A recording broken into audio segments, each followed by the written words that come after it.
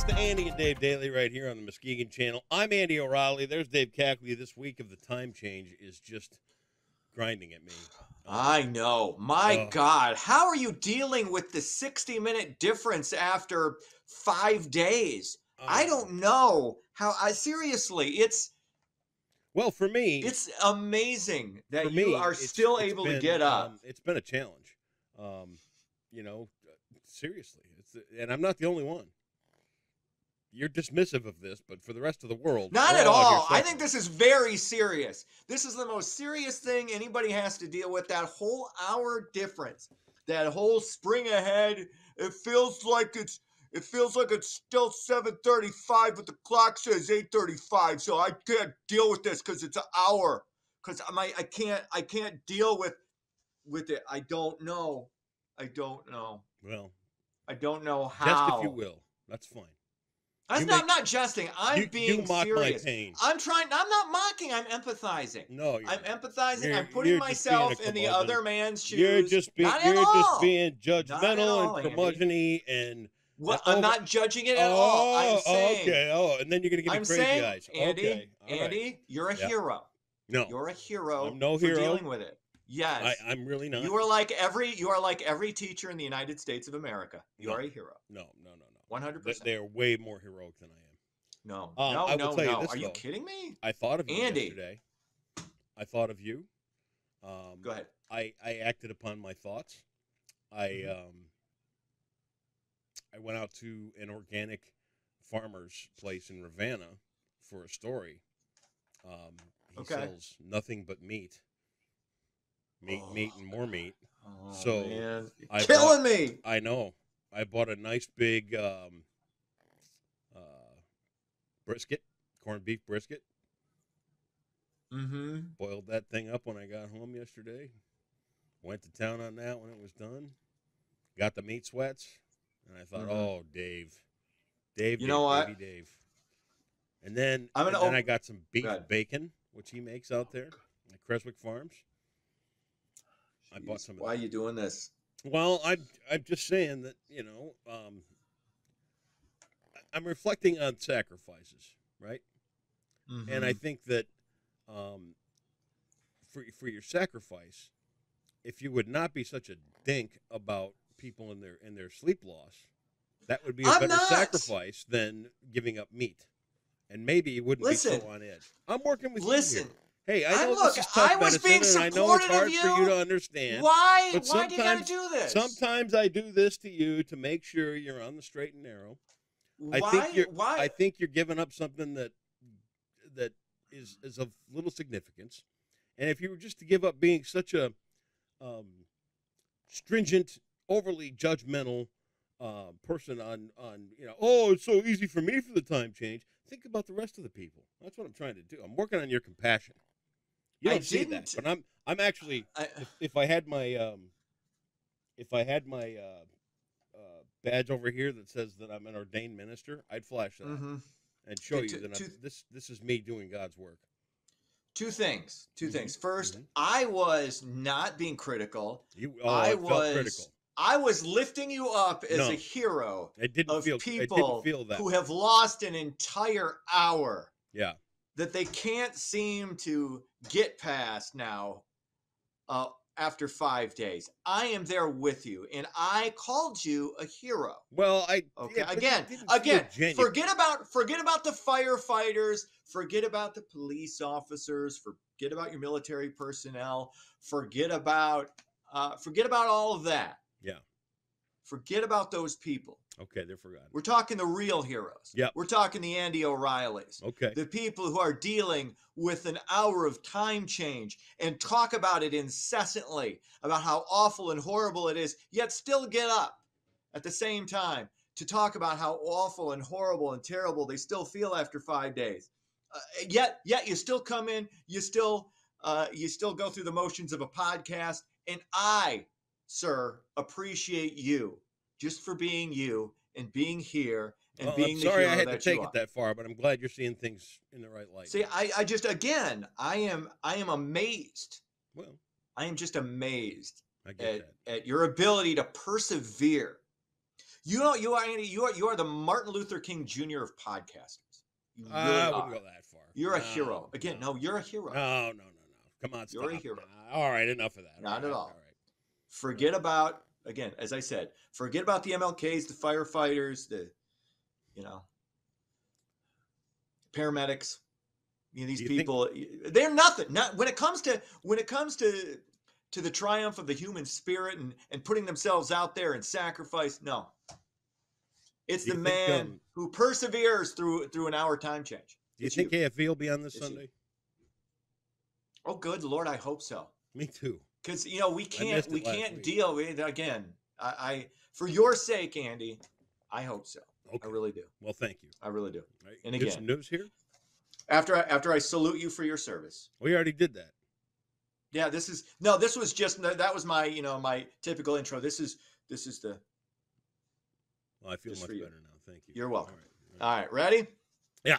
Let's get into it. In the irony of ironies, China is accusing the U.S. of spreading disinformation. Of course, this comes on the heels of a report that the White House was calling for its Chinese owners to sell their stocks in the TikTok social media app. Chinese officials say the U.S. is using the excuse of data security to use its power to suppress foreign companies. Hey, China, here's an idea. How's about you spend less time worrying about the U.S. and more time worrying about the ventilation systems and your labs where you're working on viruses before you unleash another pandemic that kills 7 million people and shuts down the world? Just throwing that out there. Now, we do occasionally spread misinformation, Fair point. Fair point. Just think it's a little bit of pot kettle black, glass house, throwing stones. Yep. China, just deal with your stuff first, and then you work on other people. I thought, like Jesus says, take the plank out of your own eye. Take the plank out of your own eye. Yeah. And before I thought it was 9 million people. It might be 9 million, could be 7, could be 15. We don't know. There you go. It all depends. Math is confusing. It's hard. If you're within a couple mil, whatevs. What else is happening? The U.S. has a new favorite dog breed for years, decades, 31 years to be precise. The Golden Retriever has been top dog. Yes, it has. We have a new one. That? Top dog among most Americans. It has been taken over by the French Bulldog, now number 1. Love French Bulldogs. Labrador Retrievers are number 2. Golden Retrievers drop all the way to number 3. German Shepherds and Poodles round out the top 5. French Bulldogs are ugly. All Bulldogs are ugly. No. I'm not a fan. They smell bad. Out of your mind. They barely move. No. I don't buy the so ugly it's cute. It's so ugly it's ugly. No. Now this is not to diminish people who love Bulldogs. You love your dog. Yep. Dog's fine. I'm not anti-Bulldog. I like Bulldogs. I do. Well, should they be at the top of the list? Hells no. I think they should. No. I think that's right where they belong. Because it's not where they little belong. Frenchie, those things are cute. They're pocket size. They're adorable. They can sit on your lap.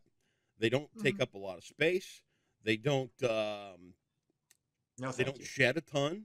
That's another. No, plus. that's true. Okay, look, that's a bonus. Okay, the non-shedding thing, I'll grant you. There's all kinds of pluses to a Frenchie. Now, here's the other thing. I'm not saying you're wrong. Oh, I know you're not. But here's the other thing about French Bulldogs. I still can't touch them, but you can get nice and close to them, and it's really kind of fun because they like that, and you get a little more out of the dog with. They wheeze all the time. They don't breathe well. They don't live long either. Here's the problem: you get really attached to your French Bulldog, and it kicks off in like 7 to 8 years because they're just unhealthy things. They just are. I'm not anti-Bulldog. This is not me saying the French Bulldog doesn't belong in the top 10 or whatever. I thought when it was 12, because I was looking up the data, French Bulldog was 12th around 2012. That was, I think, about where it belongs. Does it belong at number 1? No. Okay, is French Bulldog, does it represent the best of America dogs? Yes. No, it doesn't. It does not. But again, it goes something my dad said years ago, and it is, as apt today as it's ever been. Today, we are living in the age of the exaltation of the mediocre, and it's fine. You do And again, realize I'm pro mediocre. I was a C student. you I do can realize you're I can becoming your empathize. dad more and more every day. I know, and that's a positive. Okay, all right. In that way, it's a positive. I still Okay. disagree with his admonition of Tom Petty and mockery of Tom Petty, especially when he would sing "Don't have to live like a refugee," and my dad would mock that. And no, Dad, you're wrong. You're missing the soulfulness of Tom Petty. Anyway, Okay. I digress. All right. Finally, home sales are on the rise in the state of Michigan. Year over year, home sales jumped 15% compared to just 1 year ago. Median home price right now, a little over $220,000, which is about $220,000 more than I can afford. But there you go. If you're in the market, if you're trying to sell your home, not bad. 220K.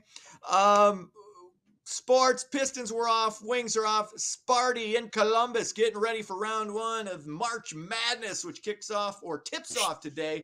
Michigan State doesn't play until tomorrow, noon 15 tip-off against USA. It could very well happen, although I don't think it'll be round one. I think it'll be round two, Sunday against Marquette.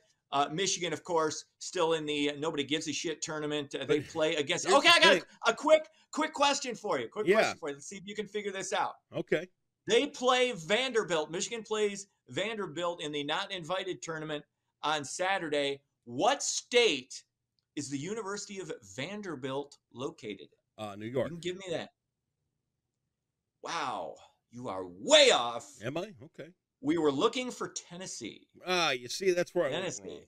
That's where you went wrong. You don't know geography. Well, if I knew it better, I would, That's okay. My first thought of Tennessee is drag queens and yeah. Right. You think of Tennessee, you think drag queens. Totally get that. Again, this does not knock you off your hero perch. Okay. You're still aloft with your crown, waving your scepter at the masses, the unwashed heathens that we are, and we appreciate you. Well, I don't feel that way. For dealing with the hour time change as adeptly and adroitly as you have. Adroitly? That's a big word. Yes. Is it even a word? There it is. I'm not 100% sure. All right, well, guess what you're going to get for that? Well, no, because that could be presumptuous. Well, premature, I should say. That's an executive. Yeah, that's what that is. Jeopardy. All right. Time to go green. Could it be a Michigan State question? Oh my! I think it's probably an environmental question. That's what that sounds like to me when you say going green. But that's could be something about hybrids or could be greenhouse gases and such. I want to make sure I get this right. Oh, he's got his smart glasses on. Right. Look out! Look out, other heroes. All right. Oh wait, I'm sorry. Types of gem cuts include this one, named for a certain gem. It's meant to intensify the stone's green color. This is for $400, by the way. Gem? I don't know much about gems or gemstones. Because the ladies are a conundrum to you. Oh, okay. I see. You should be out there buying somebody a gemstone, and then remember that story you did about the house? Mm-hmm. That would be another wise investment. Yeah. Again, you got to have some scratch. I get that. I'm looking at a negative cash flow currently, so in the same boat you are. Not quite. Our boats are different sizes. I got the little tugboat. You're sailing away on a not a yacht, but a good a nice pontoon, solid pontoon. Could use a little cleanup. Okay. But again, I'm just stalling because I don't know the answer. All right. The answer would be emerald cut. Emerald cut. Yeah. Okay. So that's 25,200. Okay. Maybe tomorrow. Maybe I'll tomorrow. know more about you know what? tomorrow. I'm up with people. So I'm going to shoot for tomorrow. I'm going to. You know what? And Annie said it best. The sun's going to come out tomorrow. There you go. Very good. But then again, we're going to end on a high note. I can tell you tomorrow is all about plants, so you're going to go nowhere. Oh, great. Well, I have the green thumb. No, it looks beige. You're white. You're pale. You really don't. A little hairy on that side. Have side. yourself a great Thursday. Here comes the weather kid. See ya!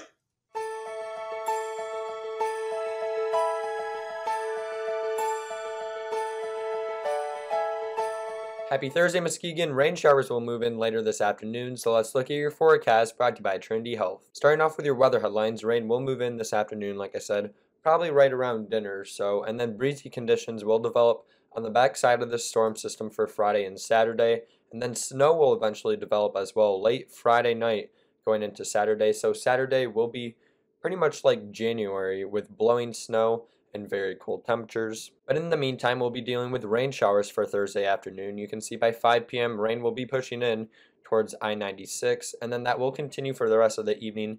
And going into Friday morning by 2 a.m. on Friday, you can see widespread rain is expected across West Michigan, continuing into the morning hours on Friday as well. So your morning commute on Friday will be very wet as a low pressure system moves right overhead. Now rainfall, we're expected to be around half an inch to an inch of rain out of this storm system. So a pretty good soaking is expected, and there will be ponding on the roadways. Now your temperatures today will be a little bit warmer than what we've been seeing recently, with temperatures generally in the lower to mid 40s across Muskegon County. So for your Thursday, expect afternoon rain showers arriving around 4 p.m. or so, with a high of 43 and 80% chance of rain, and then overnight tonight, rain will continue all night with a low of 38. And then our attention shifts to Friday and Saturday as colder air quickly moves in, causing lake effect snow to fall late Friday night going into Saturday. All day Saturday will feel like January with temperatures in the 20s, blowing snow and very windy conditions. So Saturday is a day to stay inside if you don't like winter weather. And you can see that on our 7-day forecast, with Saturday only having a high of 27 and breezy conditions with the lake effect snow.